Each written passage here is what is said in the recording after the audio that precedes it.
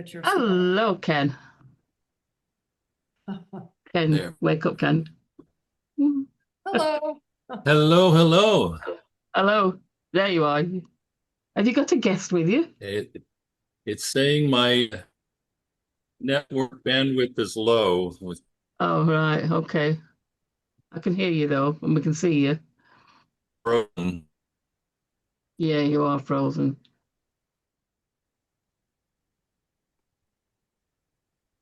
As long as mine doesn't go like that Can tonight. right. You're the crucial one here. Now I'm assuming you're going to want to share screen, right? Yes, yes, yes, yes. But I won't be doing it. I've not done a PowerPoint. I've done it as a website because I intend to try Okay. and put it on. I want to try and put it Oh, online next week sometime so people can look at it again if they want. okay. If that's all right with Well, you. we're recording this as well, so All right, okay. if you want that at some point To share. we'll talk. Yeah, So yeah, okay. uh How's the weather near you? thanks for joining us.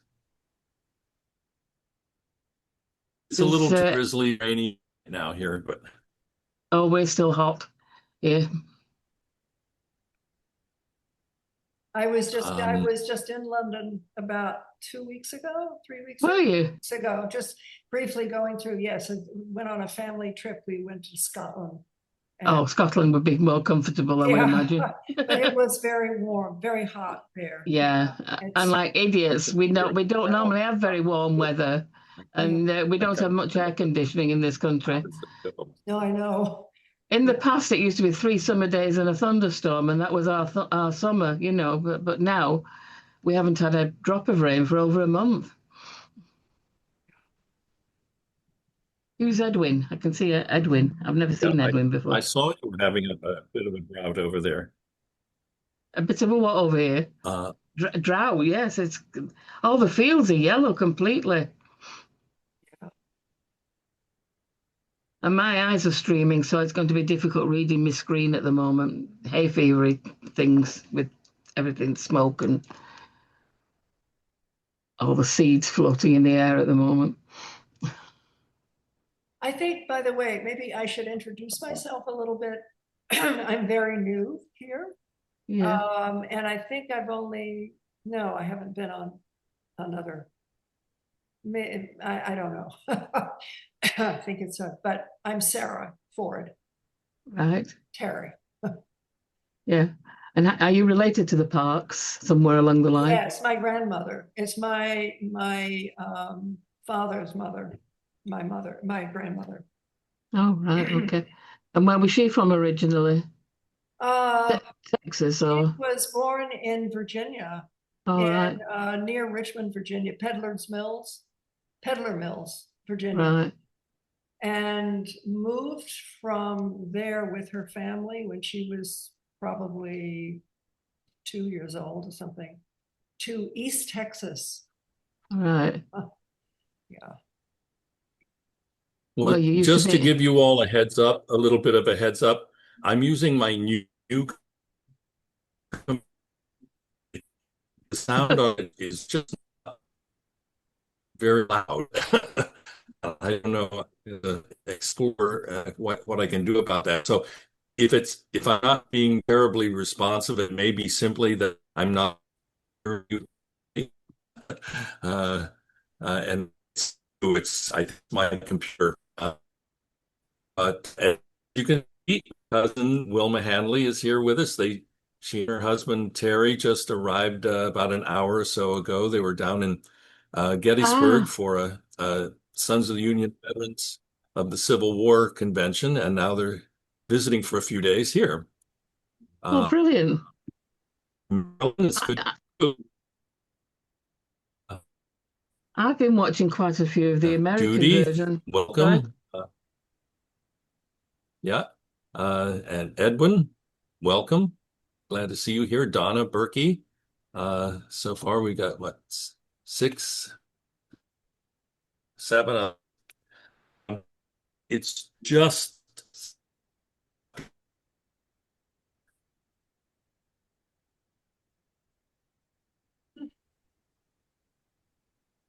Ken put an advert in for tonight's meeting that he's asked me to do a presentation tonight about how I got into a brick wall that would never have been solved without DNA. So when more people are here, I'll try and share my screen, if that's all right, Ken. Well, let's wait just a couple of Yeah. minutes, if you don't mind, because I think hopefully there'll be a couple more people joining us.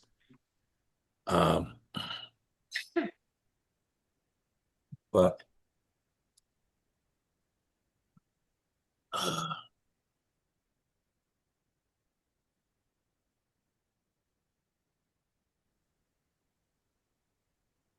Father Parke, sure he will be joining us today or not. He's had house, yes, I know, but he's also had some health issues, so he's been a Who's little that? uh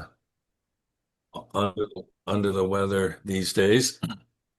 And I don't know if our president, Susan, will be here. I haven't heard anything more, but hopefully she'll pop in a moment or two. I think in the So, past when I've sorry. no, go ahead. No, in the past, I've when I've come to these meetings, I don't think you've got the maximum numbers until about 10 minutes into the meeting usually. If you Yeah, that's probably true. Are you hearing any better than I am? no, No. Okay. I was gonna use you for an interpreter. Yeah. you sound as if you're underwater.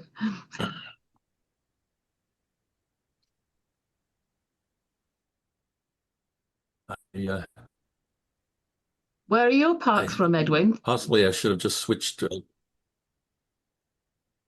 Yes, hi, and this is the very first one of these I've ever attended. Oh, right. Okay. I get the emails all the time. Go, I've got to do that. I've got to do that, and I always get too busy. So today I'm like, I don't care what I'm doing. I got to take part in this. So, yeah, my name's Edwin Warren Parks Jr. My great grandfather was Robert Park, and he immigrated in the early 1700s to Derry, Pennsylvania, From where? from up Donegal, County Donegal in Ireland. Wow. He was Scots-Irish, yeah. I'm looking into some Donegal parks at the moment.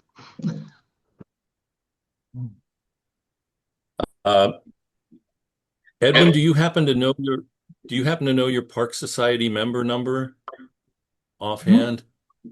I've forgotten mine. I don't. No. Okay.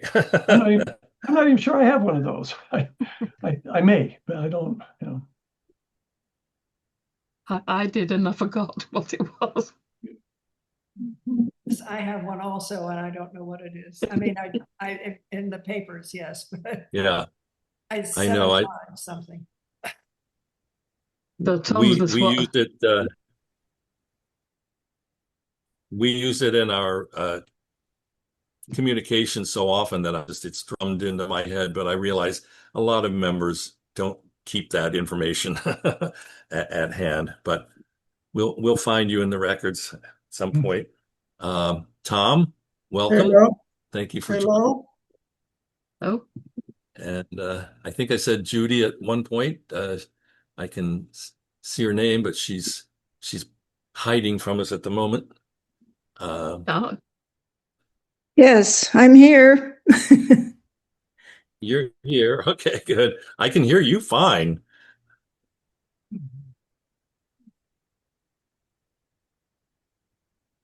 Okay. Edwin, what part of the country are you in currently? I live in Arizona, up in northern Arizona, outside of a little town called Show Low. It's up in, people think of Arizona as cactus and desert. I'm actually in the Ponderosa Pines, and my house is at 6,500 feet. wow. So, yeah. I go down to the Phoenix Valley a lot because my daughter and son are down there. This time of year, we left there 2 days ago, it was 116 degrees. Ah, Oh. I don't know what I'm complaining about then. Wow.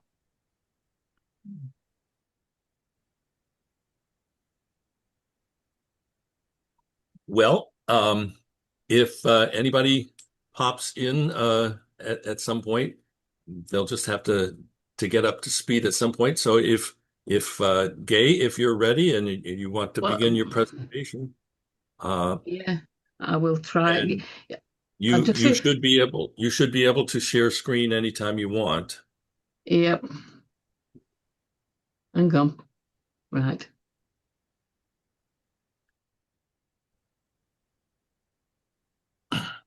It's working. I know. There we go. I'll just have to move everybody over to the left because I need to get to the scroll bar on the right. Okay. Right. I've done this as a website because what I want to Yeah, do is. well, on my computer, we're all across the top. I never know how that works. Oh, well, mine's all down the side, so wherever. So this, I'm hoping to put this online with one of my other websites next week, sort of, because it puts a link into my family tree and tribal pages at the end, so it might be useful if people want to look at it. So, just let me make it full screen if possible. Oh, it doesn't make much difference. So, just a reminder, even though it's not your fault, Gay, if you can speak out, it will help those of us who are a little hearing challenged, either Wow. in real life or on the computer. So, Okay, all right. Can you all hear me now? Yes. yes. Right, okay. Okay. Right. Well, I started off about 30 years ago. I took very early retirement, and I'd already done all the research into my husband's family tree, and I found out lots and lots and lots of stuff, but I couldn't find out anything about my own family tree. My father was born in Armagh in Ireland, and my mother was born in Brussels in Belgium. And I seem to have had the same problem with both of them. One, I couldn't find anything to do with the birth of my grandfather here. And in Belgium, I was stuck because I was told that my grandmother had been adopted. So both of the queries on my side of the family, I was stuck for 25 years before I started to solve them. Is that so very frustrating when I could do everybody else's family tree but my own? Anyway, I knew this is a picture of my grandfather, Joseph Cullen, and his wife, Emily McKinney. I knew Joseph until he died when I was about 7, but I knew Emily until I was about 20.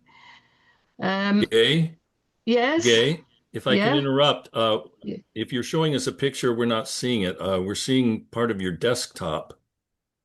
Still. Oh, Yeah. Yeah.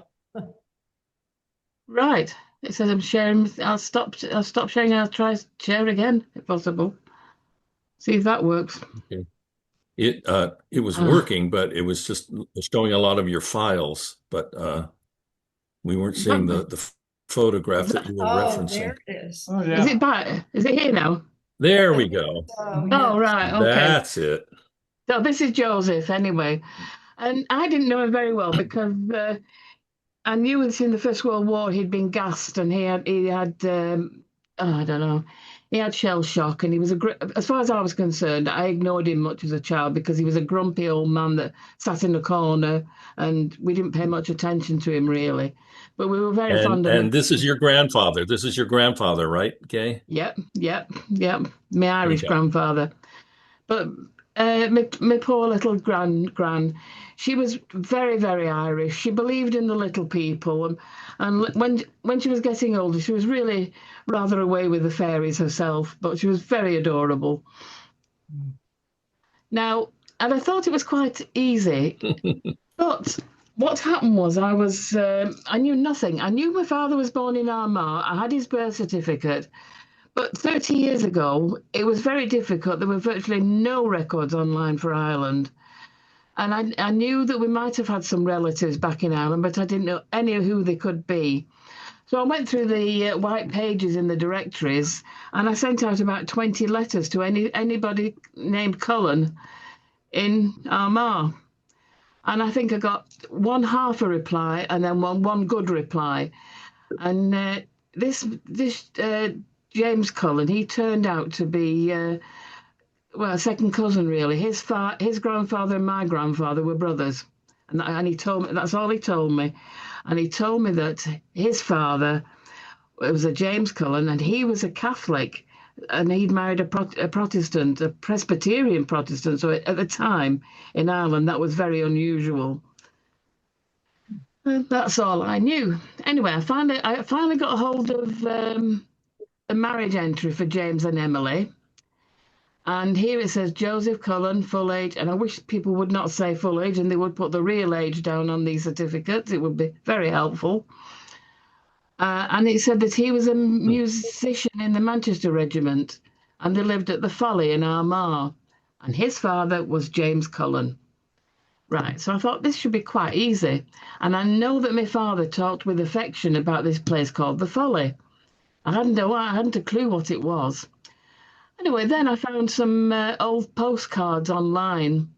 And this was a postcard of the Folly.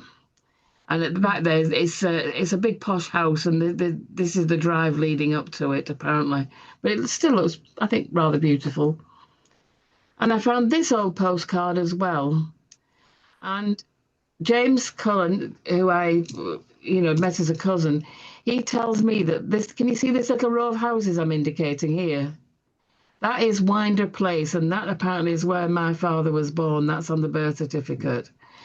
And apparently this is the Roman Catholic Cathedral in Armagh. And James Cullen, my supposed great-grandfather, is buried there. And there is another story there, because a parallel with this line here is Lonsdale Drive, where my grandmother lived. And she had a little job when she was small of delivering eggs. And she had to deliver eggs to this house. And it had a very long drive. And one morning, she was delivering eggs, and a grey, shadowy figure followed her all the way up the drive. She was so scared that by the time she got to the top, she just dropped the eggs, smashed them, and lost her job and ran for her life. Now, whether this is a true story, but when I got the maps out afterwards, this drive to this place was completely parallel to where she lived. So there must have been some truth in her story.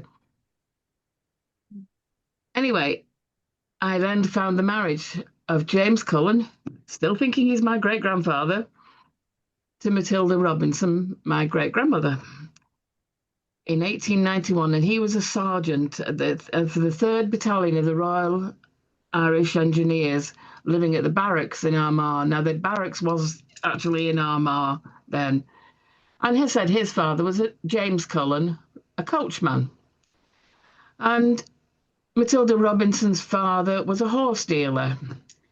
Now, somebody posed to me that perhaps him and David Robinson and James Cullen knew because James might have been purchasing horses for the barracks, him being the quartermaster there. But that's a supposition. So then, at the time, the army records were not online. So I took myself off a trip to London to the archives at Kew. And I did actually find his army papers in a box about 2 foot deep with instructions on the top, do not change the order of these documents in this folder, etc. So, and I found his army documents, and I thought, this is fantastic. And he'd been at Khartoum with General Gordon. He'd been worked in India for the East India Company, and he'd been in the army for a number of years, and he'd retired later. And he was considerably older than Matilda. He must have been about 50, and she was about in her early 30s by then. So I found out his army paper, and his army papers said he was born in Rathdrum in County Wicklow, which is just to the left and a bit further down than Dublin. So I then took myself off to Dublin for the weekend to go through all the parish registers, because none of these are online, or some are now, but they weren't then. And I spent the whole weekend going through every Catholic parish register within 20 miles radius of Dublin and Rathdrum. Couldn't find anything that could be described as a eureka moment to have found James's baptism. But then somebody explained to me that if his father was a coachman, Rathdrum was the coach stop between Dublin and Wexford. And possibly it could have been born anywhere along that line of road, etc. Don't know, it could be any other parish. So nothing, I couldn't find anything. I was stuck. Then nowhere. The 1901 and 1911 census came out in Ireland, and I still couldn't find Joseph anywhere on these two census returns.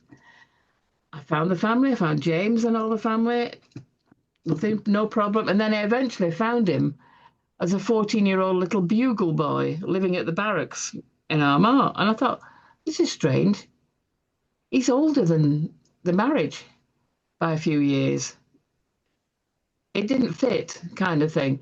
And he wasn't living with the family. And I thought, there's a problem here. I couldn't reconcile it. Anyway, I couldn't find Joseph anywhere in 1911. He could have been in this country, in England by then, I don't know. So there were no further sources available anywhere in Ireland at that time. I remained stuck until DNA. I persuaded a brother who was very reluctant to do it, to do a Y-DNA test. He seemed to think I was trying to find out some sort of personal DNA secrets I was going to give to the police or something. He was very suspicious. But eventually he did it. When the results came in, I was shocked. And the same afternoon that the results came in, Ken got in touch with me. And I found out that I was not a Cullen after all. I was oh, go away. I was a Parkes. And I had no idea I had absolutely no idea that my grandfather could be illegitimate. And then I thought, well, Parkes, I knew Matilda was born in 1864, which was the first year of civil registration. So I couldn't think where to look and what Parkes it could be and who it could be in Armagh. There were lots of Parkes families. Until I finally ordered his birth certificate. And there it is. Name of the father. Can you see it? Alexander Parkes. Here, crossed out. Oh, wow. It was an error. The registrar should not have put his name on there. It's circled. It's error 34. Yeah. And what happens that unless Alexander had turned up on the day to register the birth, his name, if he'd have been there in person, his name could have gone on. But because he wasn't there in person, his name was crossed out. Now, hardly ever did. Normally, that if it's an illegitimate child, name of the father is usually blank. So that was a very, very lucky mistake by the registrar. So I finally found his birth certificate. Wow. And then I looked everywhere. I knew Alexander. I'm looking for Alexander. I thought, well, I couldn't find him on the 1901 census. I couldn't find him on the 1911 census. I couldn't find a birth because he's likely to be just a little older than Matilda. And Matilda was registered in 1864. So that was the first year that civil registration. So he may have been, he would have been born before that. Anyway, I looked everywhere. I looked at passenger lists to America, all sorts of things I could think of. Until I started looking at the newspapers, and I must recommend everybody that newspapers are just about my favourite source of information. This says, birth, May the 11th, at Brisbane in Queensland, Australia. The wife of Alexander Parkes, formerly of Armagh, of a son stillborn. So, I didn't know much about why this and who this wife was, etc. But it turns out that this baby was stillborn. And this was only sort of about just over 12 months after Alexander had got my great-grandmother pregnant. So he'd obviously got somebody else pregnant virtually within the same year. But sadly, her baby died. The clue was at Brisbane. So this appeared in the Armagh papers, something that happened in Queensland went into the Armagh paper, which was very fortunate. Then, and I'll have to read this, I think, I found this, I went to the free newspapers in Australia, and it's a website called Trove. So, and they're free to view, to do anything you want with. And this was celebrating the silver wedding of Alexander Parks and Margaret Perry Kimmett. And they were both from, right, where, let me get to it. They got married, St. Mark's in Armagh. Alexander was the fourth son of Robert Parks of Rich Hill, Armagh. So there, I've got a big clue there. To Margaret Perry, the eldest daughter of Joseph Kimmett, artist of Dobbin Street, and the granddaughter of the late J. Kimmett of Switzerland, niece of the Reverend Edward Kimmett, M.A. of some county in County Cork. And their present address, which was helpful, was Armagh, Newtown Street, Bouval, via Ipswich in Queensland. So that gave me a lot more information to start that newspaper article. So then I went back to look for this wedding of Parks and Kimmett. And it's not very easy to read, so I'll have to read it out. It was in 1987. Remember that my granddad had been born October the year before that, so there wasn't much of a gap between getting one woman pregnant and the next woman pregnant. This is Alexander Davidson Parks and Mary Perry Kimmett. He's a spinster and he's a grocer on Scott Street in Armagh, and his father, Robert Parks, a farmer. Margaret Perry Kimmett, gentlewoman, Dobbin Street, Armagh, and her father was a painter. Now, I would say that this woman was probably a better choice for Alexander. She had a bit of worth to her. I don't know whether he decided to marry her and not my great-grandmother, but there we go. I think of him as a bit of a rogue. So, the next thing in the newspaper, I found this. You're laughing about these two, yeah. Anyway, this is what made me laugh. The death of Mrs. Mary Perry Parks after 45 years at Ipswich. I know it's very blurred, this, and my eyes are very blurred with hay fever at the moment, but it said she passed away at a local private hospital on Wednesday morning. She was 78 years of age. She was born in Belfast and was the daughter of the late Mr. and Mrs. Kimmett, and she married Alexander Parks in Armagh. On their honeymoon, the couple sailed to Australia. So whether he was working for a quick exit because he was might have been still being chased for the other child, I don't know. But they spent their honeymoon going to Australia. 2 weeks later, they reached Brisbane, and after living in Brisbane, it gave a potted history of what their life was like in Brisbane. And it says that in the 1920s, Mrs. Parks visited Ireland, where she'd remained for 9 months. During that time, she visited relatives whom she hadn't seen for 40 years. During her life at the Bouval, she was part of the Presbyterian Church. And it then tells me she was survived by, this was helpful, 5 sons and their names. And the funeral took place yesterday, etc. So there we are. I've got some clues there. So I went through the births I couldn't get the births, but I could get some death records in Queensland. Oh no, this one first. But this was the death of the funeral of the father-in-law, and grandfather of Alexander Parks. He died in, is the date on here? Probably isn't, is it? I did find it later. Anyway, I followed the lines of all the children that had been mentioned, and these were the children he had in Australia. And these were their death. So I could officially order all these certificates. But the latest one that died was in 1977. So that's fairly recent, isn't it? This one in 1888 is the stillborn child. So you can tell all the names and everything matches. And then I found on Find a Grave, I found their gravestone, and it says Margaret Perry, the wife of A. Parkes, and the day she died, 1835. Alexander Parkes, beloved husband, etc. of the above, died in November 1941, age 76. So he'd lived quite a good life there.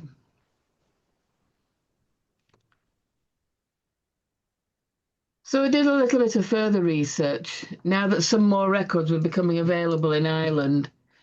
And I did find the marriage certificate of Alexander's parents.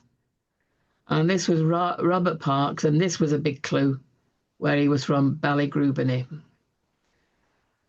And then again, full age. This is the most annoying thing in the world. And it said his mother was Anne Jane Davidson, right? So he was called Alexander Davidson Parkes, everything tied together. And his father was William Parkes, a farmer.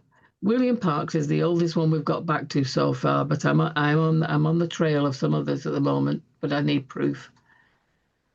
So this is William Parkes, and he was born circa 1790s. I found the map of Ballygrubany townland, and this is the area. This is Ballygrubany. And I looked at current addresses in the telephone directory now in Ireland, and this is where the Parkes lived, at Ashvale Farm here. And Ashvale Farm is just over the border from a place called Mullabrack. And when I looked in the telephone directory, there were still some Parkes living at Ashvale Farm. And I think I tried to contact them, but I was making absolutely no sense. I don't know if Ken actually ever got in touch with them to see if they would take a DNA test. This was a sad story. Alexander's mother, Anne Davidson, she had gone on a trip. This is why newspapers are wonderful. She'd gone on a trip to do some business in Portadown. And on her way back, she got off the train at Richhill, and she meant to walk the rest of the way back. As she was getting close to Ballygrubany, she had to go over a stile, and she gashed her leg. And the next morning, they found her in a ditch. She bled to death.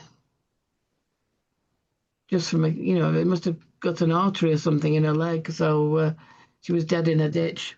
And there was an inquest and everything. So I thought that was really sad. But the other thing was that Matilda Robinson, her mother, had died in this train disaster in Armagh. I've put some information online about that. It was in 1889, and it was a Sunday trip to the seaside from the church. They all got in the best clothes. They were going to the seaside for the day trip. And they were so popular, they put a couple of extra carriages on the back of the train, and it couldn't make it up the hill. And it got near to the top, and it couldn't, and it started rolling backwards. They tried various things to make this train stop, but sadly, the next train had set off, and they couldn't stop that train from going. And finally, the first train was gathering speed as it came down the hill, and it was going so fast, people were throwing their children out of the windows and everything. And in the end, 80 people died, 20 of them children on that day. So that was two great grandmothers. Both died under bad circumstances. Now, I met up online with a lady called Olivia Culver, and she'd been researching all the Parkes from Armagh. So together we got together. I must admit, she provided most of the information. I won't claim it all as mine. I did quite a lot on my little line, but I decided to add all this information to one of my family history pages, the one I like the best.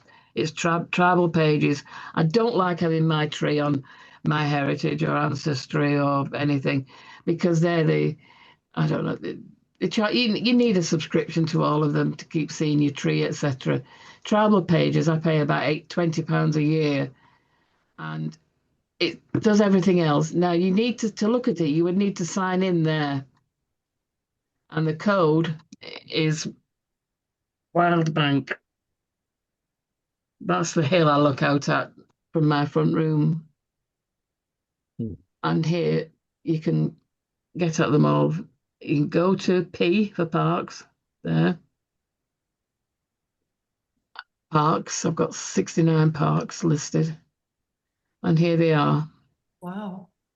And here is a lot of these are for, with the help of Olivia.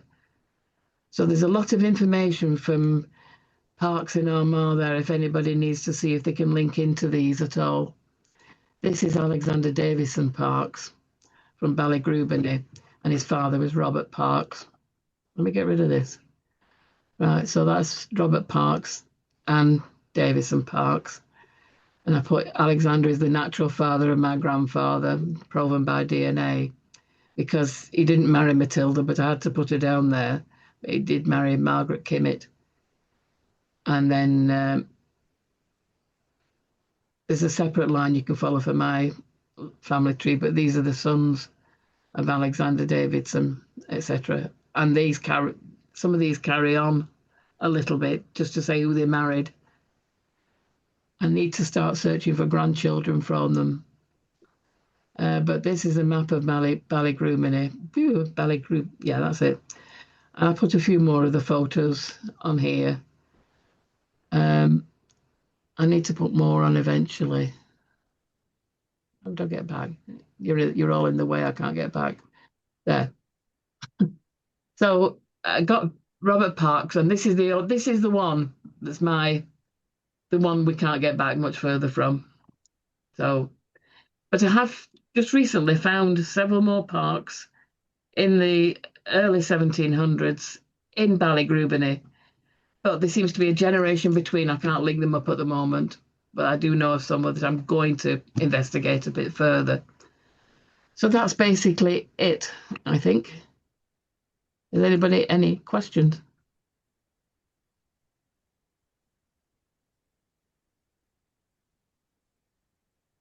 Well, I'll just jump in. I don't have a lot of the names and facts at my fingertips, but Gay's discovery through DNA, her grandfather was a Parks and was really the key. It was ironic that not only did she discover that she was genetically a Parks, but when she got in touch with me, that we were genetic cousins. Of all of the 35, almost 40 genetic Park lines that we have discovered to date, she happened to match our group, Wilma's and mine. So we had that closer connection. She also mentioned Olivia Culver, who has done a great deal of research. I met Olivia a few years ago. She only lives a couple of hours away from me in Ithaca, New York. And I went up there and we visited. She had been to Ireland in, I believe, 2000, and then a couple of years later, somewhere around there, and had gone to PRONI, the Public Records Office of Northern Ireland. And this is back before there was the kind of online information that we are so blessed with today. But she had done a very, very thorough job of extracting any pertinent information about parks in Armagh, because that's where her parks line came from. Eventually came to Canada and then into New York State. And we started, developing. She had developed family groups of these people, and we have managed to track down descendants from some of them, not all yet. And again, the DNA testing has proven that they are genetically related to us. We actually did discover there is another distinct genetic line in Armagh, and DNA testing has given us that information. But we still want to track down a lot of these other family groups and confirm that they are genetically related to us or to the other line, so we can sort them out. And then perhaps, none of the family trees go back all that far, but we can begin to get an idea of who is as far back as Gay can take her direct line. I think is likely a brother to someone else from one of these other lines. They're their earliest connection. And whether we can ever discover who that next generation back is, it will be the challenge, because the records are extremely sparse once you get into that time period. But DNA gives us a clue, and currently the most recent common ancestor through the big Y700 testing that we've been doing in our group seems to center on a common ancestor whose estimated date of birth was around 1700. Personally, I think it's probably a little bit earlier than that, but it begins to narrow the gap, and we realize that we only have maybe 2 generations to fill in, if we can, to find out where the lines connect. But again, whether we ever find those names and any documentary proof to connect them, that will be the challenge, as it is with Ireland. But it's a great example of how DNA can tell us so much, that it can lead us to records, as it did with Gay, and it can tell us things when the records simply aren't there and may never be there. But it's lovely. But it's lovely how they both come together and match, though, isn't it? When you can do that, isn't it? When the DNA Exactly. and the paper records, where they all confirm one another, kind of thing. I think that's the sweet And spot, isn't it? and Gay's having her brother test actually was a great breakthrough for the rest of us. Our lines here in the United States, Wilma's and mine, we know were here prior to the Revolution, and yet we didn't know where they came from exactly. There also was we have a genetic cousin who I met a couple of times up in Toronto, Oh whose yeah. line came from came from Ireland in the 1860s, but they didn't know where in Ireland he came from. Well, he was not only a genetic cousin of all of us through Y-DNA, but through the autosomal DNA, Yeah. the family finder testing. He and Gay and Gay's brother and some other cousins, and I believe his sister was also tested, are all, I believe, somewhere around third cousins in that range. They all match. And They all. Sorry, I just did it. He gave a little live story and of party and, picture of them, and and they were exactly the same. They were orange men. The names rang a bell. They were definitely cousins. It just felt right. yeah, So, but yeah, I've and tentatively. so Sorry, can I? I've well, tentatively well, found 2 generations more parks in Ballygrubeney, going back to 1731, with children born in the 1760s, but nothing, a gap to relate them to my Robert Parks. There's a gap. There's another generation gap there that I can't link them together just yet.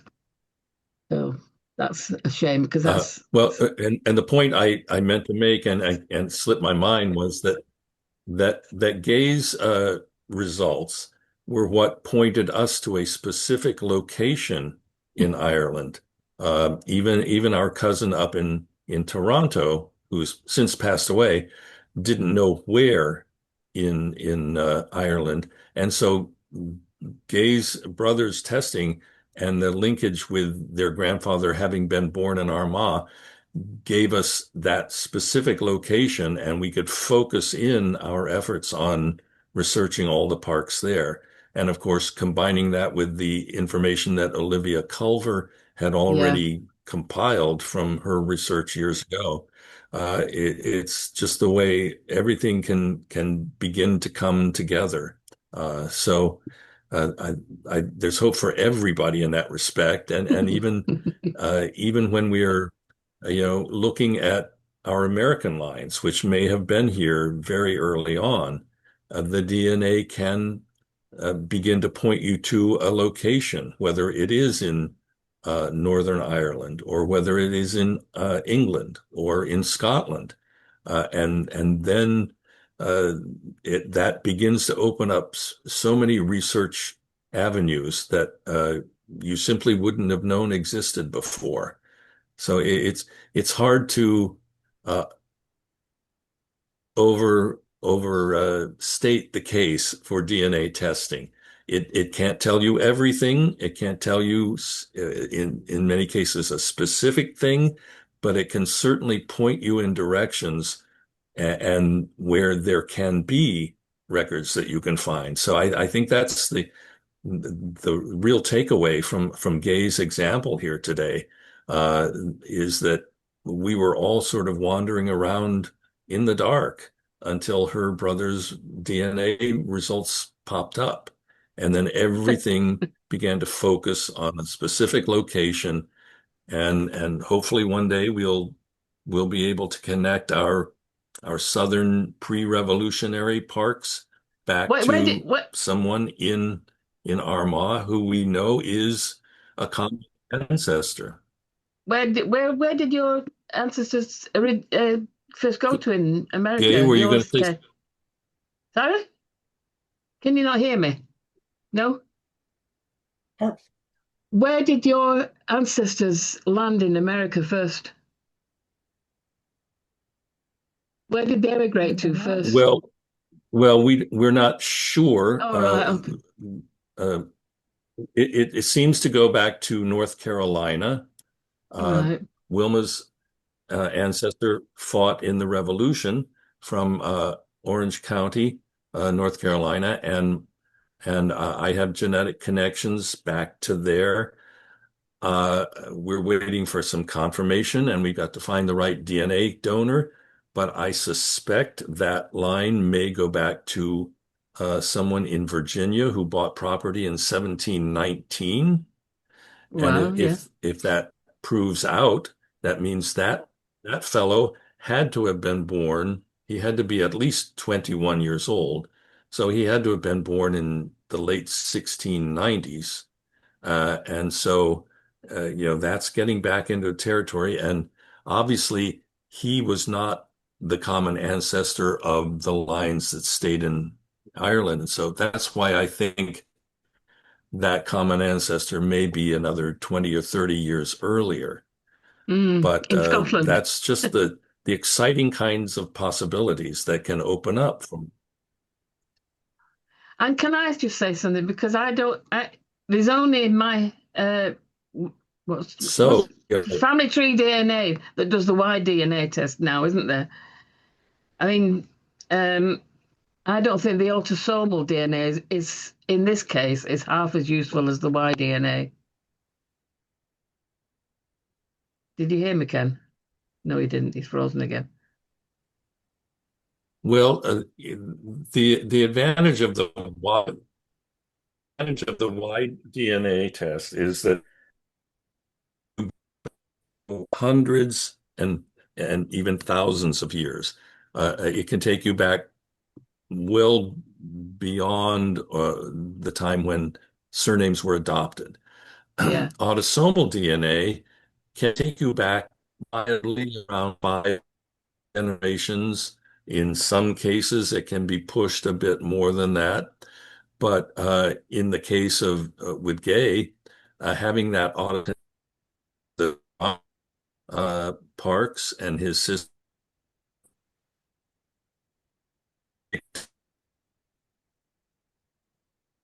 We've missed that, Ken. Couldn't hear it. Their common ancestor. So it's using them both. Some have in one area, some have strength in another area. and you take advantage of what each type of test can tell you to bolster your research. Yeah, it's just that the autosomal doesn't take you How much about past. Oh, sorry. everybody else here? Any other questions? I'll stop sharing, shall I? Yeah, that's better. Well, yeah, you were cutting out a little bit on us. Well, yeah, if you want to stop sharing, then I have done. of us will all pop up a little bit larger, and maybe we can have a little discussion. I'd like to ask, the others of us who are here today, uh, how involved with DNA testing have you been in terms of your parks research? Is it a possibility for some of you? Uh, Sometimes your connection back to your park ancestor is so far back, it's difficult to find someone who can be a Y-DNA donor. It has to be a male parks, but obviously we got a couple of male parks here. And what has your experience been with DNA testing? Yeah, I've actually, go ahead. Yeah, go ahead, Tom. Well, I was just going to say, Ken, as you know, we've just been talking about mine. I had a surprise with when I did the Y test, and that my tree wasn't what I thought it was. I was still a Parks, but so yes, I think that Y-DNA has definitely been beneficial for me because it actually proved the part of the path I was on was incorrect, and Yeah. so I'm glad I did it. Yeah. Well, now, correct me if I'm wrong, but you're the one that goes back to Mecklenburg. Sorry.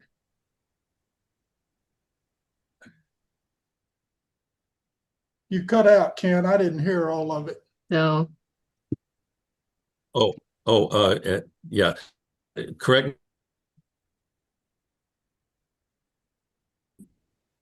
Uh, yeah. Mecklenburg County, North Carolina. Yes, that still didn't catch all of that, but we come from Texas from Mecklenburg to Tennessee to Arkansas, right, and to Texas. Yeah. It's been more migration, and yeah.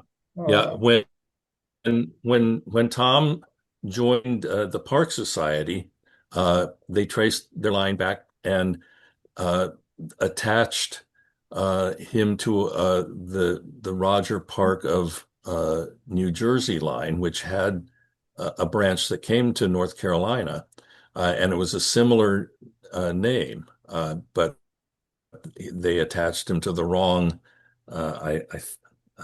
My memory may be failing me. I think it was a Joshua, but I may be wrong about that. But no, that's correct. We had Joshua was where our path. We had the wrong Joshua, and right. And when your DNA came in and told us you were not connected with that, Roger of New Jersey line, that prompted us to go back and look, and there were in your matching genetic group, there was a line from Mecklenburg, and we discovered that's who you belong to.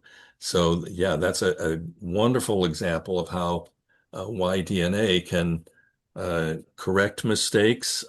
Even if you hadn't been connected to the wrong line, when the results came in, it would have pointed you towards the one that you matched genetically. Edwin, remind me, have you done any DNA testing? Yeah, I did a Y-DNA. I did the family finder thing too. Did them. I haven't done that much with them. Most of what I have gleaned, like I say, my great grandfather was born in Ireland in 1699. Reason I know that is because his son, Joseph, wrote a whole family page, which is in my family Bible. I think I provided that a few years ago to this group. Yeah. And Joseph, yeah, Joseph fought in the Revolution, and then he ended up in Ohio, and his son James, and then his son Joseph, and then my grandfather was Edwin Colby Parks, right? They were in Kansas, yeah. And again, I'm relying on my memory, which may may well be wrong. I believe, are you in DNA group 41 in the Parks project? You know, that sounds familiar, but I'm Yeah, not yeah, going to stake my life on it right yeah, now. yeah. Mhm. I think that's what rings a bell. Yeah, and there are a number of lineages in that genetic group that all seem to go back to Northern Ireland, Oh and God. I believe Donegal is one of those that, not the only county, but Donegal is prominent in some of those lines. Yeah, Robert was when he spelled his name Parke, and Hmm. then the next generation they dropped the E and added the S, so it became Parks. Well, and And as we point out, spelling does not count in genealogy. Parks lines, you'll find them spelled all different ways. And I'm working on a line now for somebody, and it's here in the United States, not that far distant. And it was Park, and many of them are still Park, just Park. And yet, at least two of the branches of that family adopted the Parks spelling. Mm. It's the same family, all connected, but people just choose to spell it differently. And then also just in documents, because people may not have been literate themselves. Whoever was writing the things down spelled it however they wanted to. So you always have to play pretty fast and loose when it comes to the spelling of the surname. So, Sometimes it can indicate a patronymic surname, Parks as son of Park, if you go back into mhm. patronymics. Yeah, yeah. So, well, Gay, thank you. That was interesting, and I think it hopefully serves as an example to everyone here and those who will be watching this on the recording, that uh, when you hit a brick wall, if you haven't taken advantage of DNA testing, you're really doing yourself a disservice, because it can break those down uh, incredibly. Uh, does anybody else have anything to say? I have a Anything you want? question. Hi, I have a question about the DNA. Um, Sure. um, I did the DNA through Ancestry. And is that adequate? I mean, or do you suggest doing it through another way? Or is that Well, Ancestry is an autosomal DNA test. We have referred to the Family Finder as well at Family Tree DNA. Those are the same type of test. right? It's the same type of test as 23andMe or Uh, MyHeritage. Um, and Family Tree DNA is the only testing company that offers the Y DNA test. But the autosomal test is valuable, as we spoke.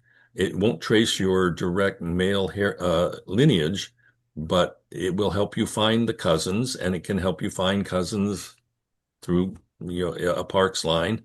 Uh, the advantage of testing with Ancestry is that their database is huge. It is by a factor of probably 5 or 6 or maybe more that of the database at Family Tree DNA. And we always recommend it's good to fish in as many ponds as you can, because different people test with different companies. So you will get matches that you won't get from testing with another company. Now, family tree DNA allows you, at least they did, I'm not sure currently the status of that, used to allow you to transfer your ancestry DNA results into family tree DNA for comparison with their database. Oh. Ancestry, unfortunately, does not allow the reverse to do it. But these tests have become so inexpensive. They're usually somewhere around $40 US or slightly more, sometimes slightly less if they're on sale, that it's not cost prohibitive to test with as many companies as you wish. I would certainly always recommend testing with Ancestry because of the size of their database. But again, if you can either transfer it in or just simply take the Family Finder test at Family Tree DNA, you're going to get a different mix of people. And the same is true with 23andMe and MyHeritage. I can't think of any others offhand, but again, you never know who's going to turn up in one of those databases that could be the key to helping you figure something out. So that's the story with Ancestry. Yeah, thank Definitely, you. That's great. definitely worth doing. Yeah. And I found out, this was fascinating to me, and I found out that I was 39% Scottish. Yeah, another Parke. And Yeah. I thought, oh, okay. Yeah. I actually was just in Scotland, and it was fascinating to me to find that out. And I thought, kind of on the line of whatever you said about if you find out information like that, I don't know, maybe that's not that important, but it might be a way for me to look at Scotland, look in that area more. I think that's what you were indicating, perhaps. Mm-hmm. Yeah. Well, the ethnic estimates that the companies provide, and they will be different for every company you test with because they're using their own database to create those percentages. They're comparing it to the other people who have tested with their company. And that's why it will change over time, because as the makeup of their database changes, your percentage may go up or down or whatever. Yeah. I don't put a huge amount of stock in the ethnic breakdown. It's interesting. I sometimes refer to it as cocktail party talk because it makes for, interesting small talk. But in terms of being a great research value, it can be a little deceiving. And again, the percentages may be deceiving because, again, it's comparing to their database. But if you have no known Scottish ancestors in your tree, that certainly suggests something that you might, want to try to look into. But it's fun. I call that the lederhosen kilt dilemma. Ancestry Yeah. advertises very heavily. It's like, oh, we always thought we were German, but now we discovered we're Scottish. So off with the lederhosen and on with the kilt. And it's fun, but just take it with a tiny Salt. grain of salt. Right. Yes.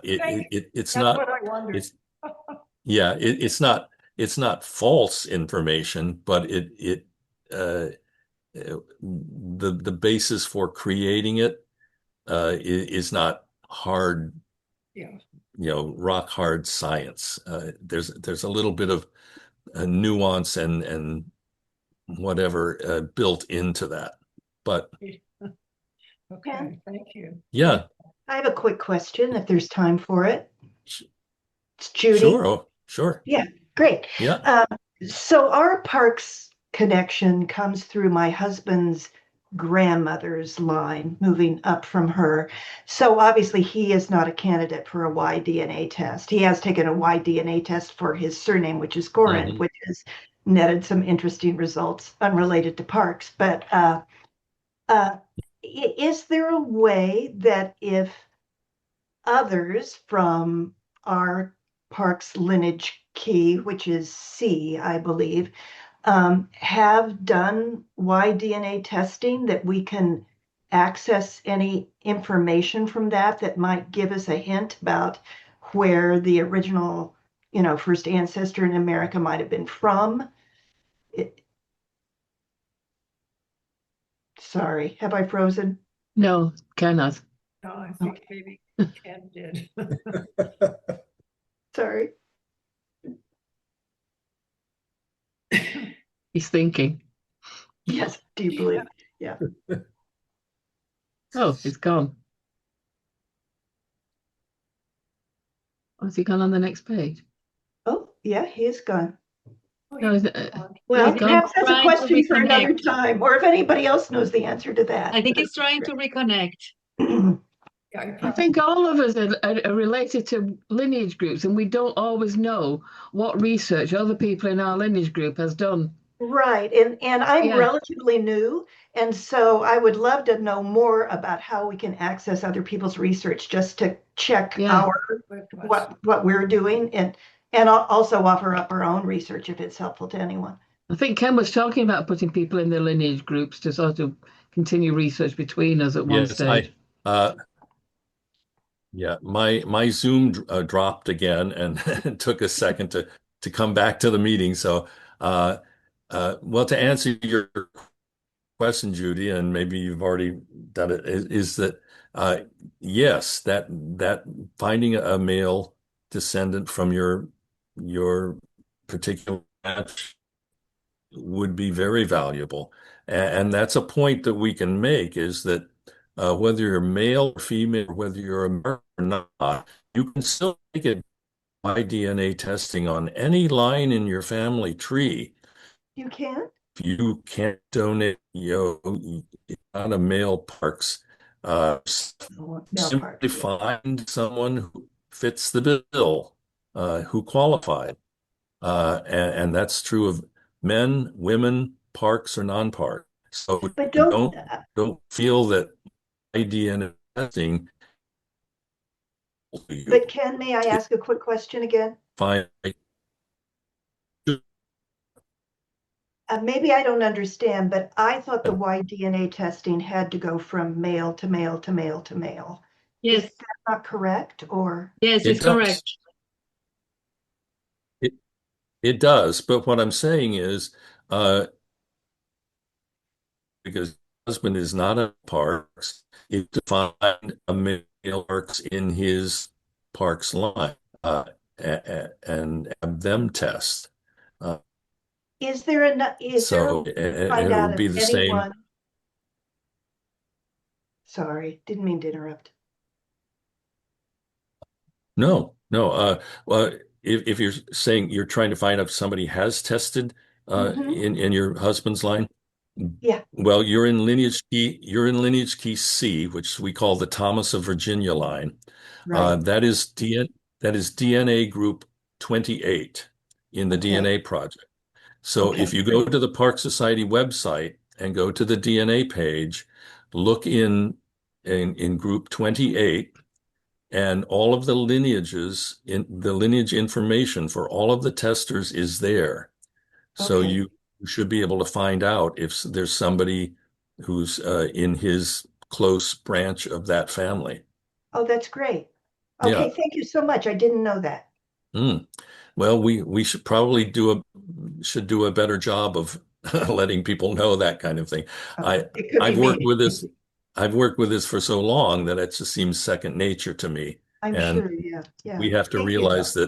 that not everybody is maybe aware of that. So thank you for bringing that up, so that we could point that out. Thank you. Thank you. Great. Anybody else? Magali, nice to see you join us. Thank you. I'm glad you made it. Yes, me too.